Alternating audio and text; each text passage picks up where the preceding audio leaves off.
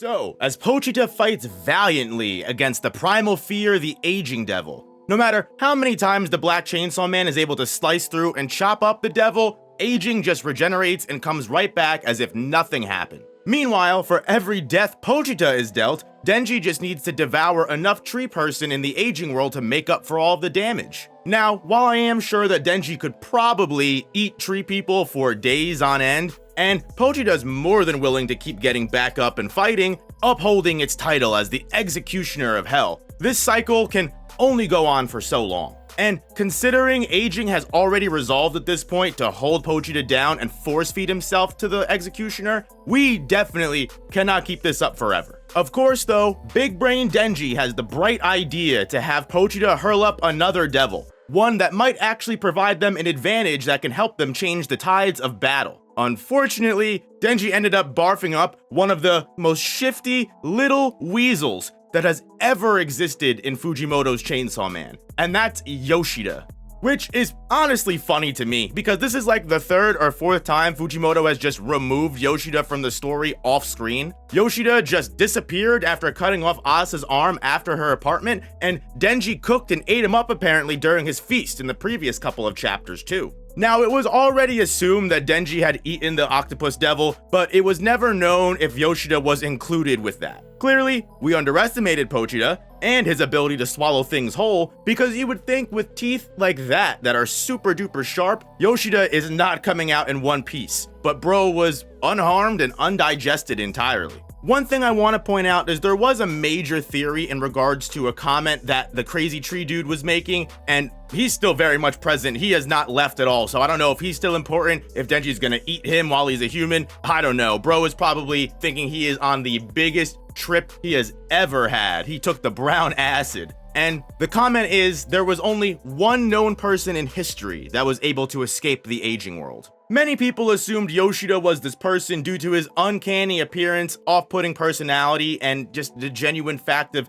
his weird youth, combined with the fact that he's also a veteran devil hunter with pretty decent combat experience. I mean, bro was swinging hands with Quan Chi. So a lot of people assumed that Yoshida was the escapee that was mentioned, although Yoshida does mostly keep to himself and probably wouldn't reveal that information even if it was true. But based off of his initial reaction to being in this aging world prison and the tree guy not really mentioning anything like, oh my god, I know this guy, I'm going to assume that Yoshida was not the man that was being talked about. Now, again, Yoshida could be keeping a secret. He's definitely good at that, and we know for sure he is, but I don't think we should write off any other possibilities either, because this coming back to be an important piece of information might be able to help us in a later date or be used against the aging devil for some kind of power. But knowing Fujimoto, it could also just be some random offhanded comment of lore that really has no impact at all. I'll just say this, there are plenty of Part 1 characters from Chainsaw Man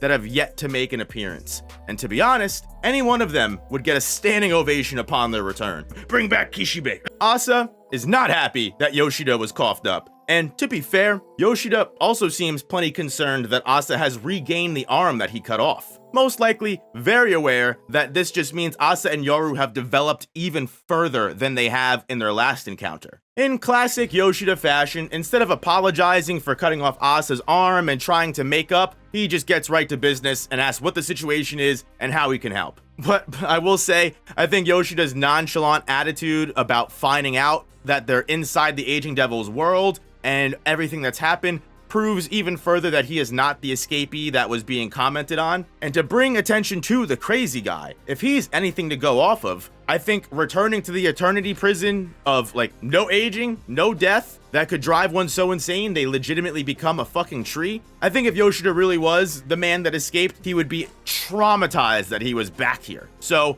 that also points in the direction of it not being him. Not that Yoshida has ever really been known to show any kind of emotion, but based off of his acknowledgement of Asa's arm, it's clear that he can show at least some kind of concern or worry, and his only comment on the aging devil trapping them is why would such a powerful devil that has all the power to kill them instantly handle them in such an obtuse, weird way? Which, obviously, we already know this, but Denji explains to Yoshida and Asa, because she didn't know, the aging devil is some kind of sick pervert, he says, that wants to watch children die in exchange for its first ever death, which honestly based. I can't argue that. But what is interesting is the difference in Asa and Yoshida's reactions. Asa is rightfully disgusted by this, but Yoshida doesn't even bat an eye, instantly just putting two and two together that, hey, if a primal fear is actually spending time and communicating with us, it's clear that there's some kind of contract with public safety, and I'm on their side. Which, even in this outnumbered, inconvenient situation, it just shows Yoshida is always willing to stir the pot. Bro does not mince words. Bro is just a special type of person. And regardless of how many people die or what public safety might be guilty of, Yoshida's a loyal employee through and through. Which, honestly, makes me wonder what the hell it is that this organization brings to the table for some of these devil hunters being willing to risk everything for the cause. The health insurance and benefits must go crazy.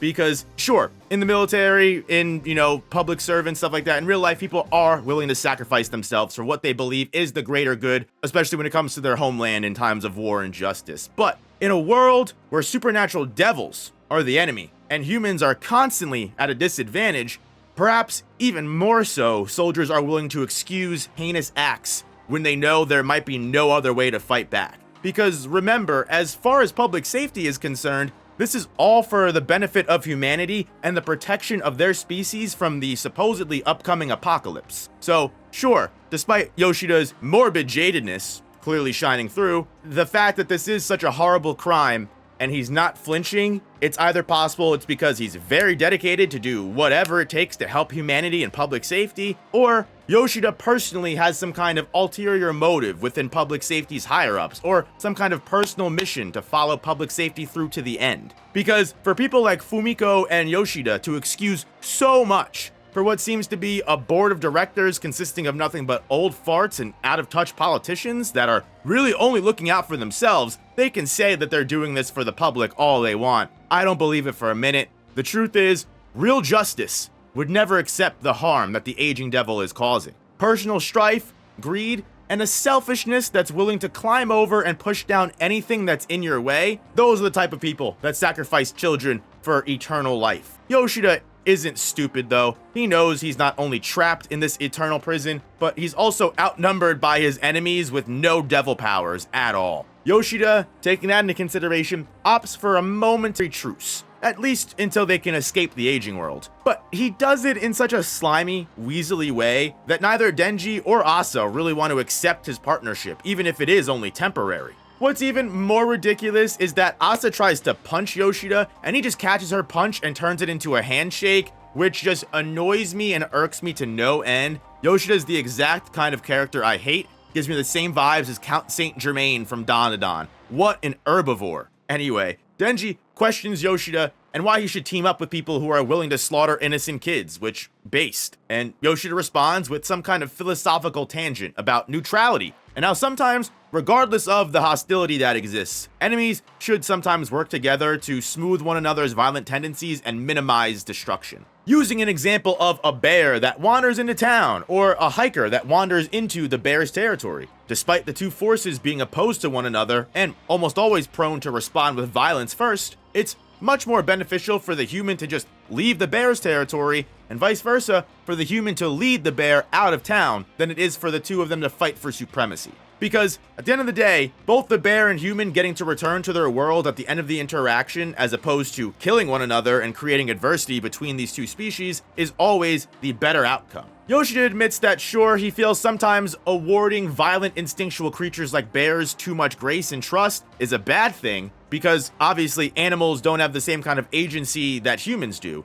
But Yoshida can't deny that this situation is similar to what his supposed teacher taught him, proving that he was wrong always to doubt the bear, which is a clear reference that despite devils like Denji and Asa being prone to violence, Yoshida currently believes trusting them and leading them back home will allow the three of them to live with the least amount of casualties, opposed to, Yoshida fighting them now and only one of these three surviving, which is a situation where nobody wins, because even if someone wins that fight and comes out as the victor, everyone's still trapped in the aging world. No one can really beat that logic. And that's exactly what Yoshida knows as he smirks at Denji after asking the question if they should work together. because he knows no one has a choice right now, so he might as well play his Weasley little games. They do decide to put aside their differences for the time being, at least until they can escape the hellhole, but all this means is that we've got another threat on top of aging that will immediately reveal itself once we do escape. Because whatever comes after this aging world, I don't know what it is, but I genuinely can't wait to see it, because the way that the Chainsaw Man story has been moving has been absolutely peak. There are just so many different pieces and layers that have been introduced, even alone since Denji and Asa got trapped in the aging world. And with a potential apocalypse coming, all of this stuff, the stakes are only getting higher. I don't really know how Yoshida plans on helping with the escape with no access to his devil powers, but considering he's asking to put his whole arm through Denji's mouth, I'm going to assume that isn't just a random desire, and there's probably a plan behind that. I'm not sure what that plan could be, because honestly, I've lost the ability to predict where this series is going a long time ago. But one thing is for sure, and that's that I will always be here every chapter, ready to talk about it, discuss, and predict what the heck Fujimoto might be gracing us with next time. If you enjoy these Chainsaw Man reviews, I genuinely appreciate you. Hit that like button, subscribe so you don't miss any future reviews or any other series you might read weekly,